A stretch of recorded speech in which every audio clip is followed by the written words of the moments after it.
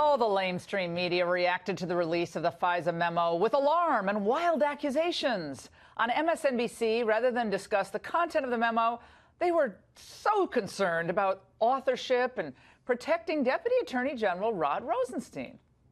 What role did the White House, in fact, play in the production of this memo? We know how it played out several months ago when Devin Nunes made that midnight run here to the White House. It is the way Joe McCarthy used to do it. I have in my hands a document. It's just something they put, and we don't even know who the provenance of this document is. It could well have been written by White House staff people.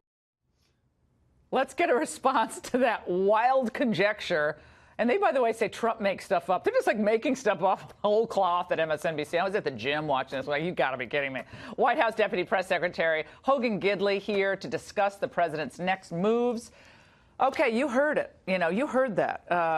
I didn't write it. Yeah, well, okay. Well, we've ruled you out. That's good. That's so one. Who else at the White House? So right. This is one of the lines of attack today, that there was a coordinated effort between Devin Nunes and the White House to to come up with the idea for the memo, and then to push for the release of the memo, and perhaps even draft the memo. Three things: come up with the idea for the memo, draft the memo, and release the memo. What can you say to us tonight? Did the White House coordinate on any of those three levels? We didn't come up with it. We didn't draft it. We didn't release it. So that's three no's, I can tell you unequivocally. That's absolutely ridiculous, and it just seems that that's kind of a diversion of some kind, because this is very clear that the memo raises serious concerns about the integrity of the decisions made at the highest levels of both the Department of Justice and the FBI. And, Laura, when you can take and use the most invasive surveillance techniques on American citizens, that should be serious concern to most people. Where are all the civil libertarians today in the Democrat Party? I mean, apparently they don't care at all about the Fourth Amendment anymore. But they used to care about unlawful search and seizure, which, I guess Carter Page could make the argument that this was done unlawfully, not according to the statute.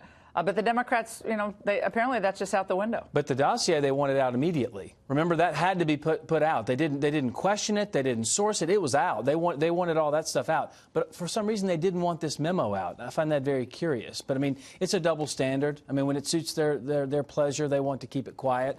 This is something that obviously is of deep concern to the American people. To use a Democrat-funded document that's clearly used for, it's a campaign oppo dump, to use that and not tell the judge that's what you're doing when they're signing FISA warrants, that's very dangerous. There was another line of attack today by the Democrats I'd like you to respond to. Let's watch.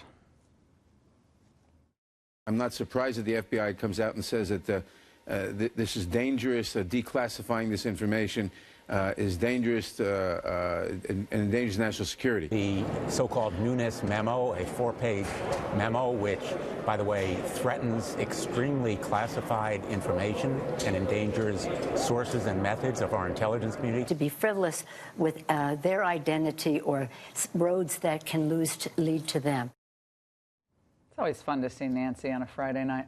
What is your reaction here? I mean, you're endangering national security. Jonathan Turley on Tucker's show said there's literally no classified information or sources or methods in this memo at all. Absolutely. We didn't redact a word, actually, by the way. And look, it came out today, obviously, the FBI worked with Nunes to try and declassify some of these things, sources and methods, and that's fine. That's what happened. But, I mean, it's absolutely ridiculous to say, on the one hand, this is going to threaten national security and it's going to take down this government and people's lives are going to be at risk. And then when it comes out, they say, that's a nothing burger. Which is it? They knew it ahead of time. They read it. People are going to die. Like they're saying that. Right. People are going to die, and Hogan, Gidley, and the whole White House, President Trump, Pence, you have blood on your hands. I mean, this is where they're going. Right, but they don't have a problem with open borders, by the way, and immigration. No. Time for another topic. By the way, the Daily Beast, just for fun, the Daily Beast has a headline out tonight. We have to we'll throw this up on the screen.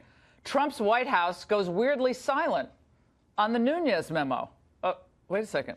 You're here with us, and I think Mercedes has been out there. Sure. Is my mic not working? Yeah, what are they talking about? Weirdly silent. I don't know. That's crazy. And by the way, John McCain has tweeted out a reaction to this. He's not happy at all. Can we put that up on screen? The McCain, here it is. The latest attacks on the FBI and Department of Justice serve no American interests, no parties, no presidents, only Putin's, Hogan. How in the world can you see the text messages that have come out from people at the highest levels, not the rank and file, not the people we respect and appreciate their hard work, but the top-line folks who are in the Hillary Clinton investigation with an obvious pro-Hillary Clinton bias and an anti-Donald Trump bias, and not be concerned whatsoever with that? Is the president going to fire Rosenstein? He fires Rosenstein, it's going to be a political firestorm. I think it's better to have Rosenstein stay, in my view. Well, there's been no conversation or consideration for firing Rod Rosenstein. I mean, we know kind of what he did. He approved one of the FISA warrants. Okay. I mean, I think firing, I mean, my view of firing him is the left is begging for it. They begged for Comey to be fired. They begged for Mueller to be fired. Now they're begging for Rosenstein. They have a new target every Absolutely. week. And it's the weirdly silent thing. We were having this conversation with them today. They said if you fire Rosenstein, it's a constitutional crisis. Oh, no, I heard that. We came out and said we're not firing him, and they go, well, isn't it still a constitutional White House mulling firing of Rod Rosenstein. That's right. This will be weirdly silent. No, this will be I'm just going to, if I ever talk, I'm just going to call you Weirdly Silent. I'll rename you Weirdly Silent. That's will be your name from now on. Hogan, have a good weekend. Good Thanks to see so much. You.